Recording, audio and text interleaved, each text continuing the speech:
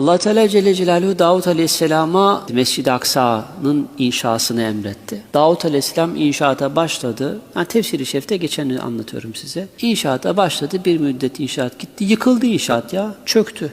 Bir daha devam, çöktü. Bir daha devam, çöktü. Mevlamız buyurdu, sen savaştın, benim kullarımı öldürdün, sen yapamazsın bunu. Ya Rabbi sen emrettin savaştım. Eveleysu ibadi. Olsun, benim kullarım değil miydi onlar? Sen benim kullarımı öldürdün. Sonra Süleyman Aleyhisselam inşa etti. Acayip iş arkadaşlar yani. Mesela Musa Aleyhisselam Beni İsrail'e kızdı bir kere. Merkepler diye seslendi. La tec'al ibadi hamira. Benim kullarımı merkep yapma buyurdu Mevla Teala Celle Celaluhu. Hayda. Oraya dokunuyor, oraya dokunuyor.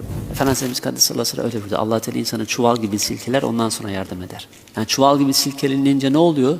Tozun kalmıyor. Hiçbir tarafa dokunmadan gitmek insan mümkün değil ki arkadaşım ya.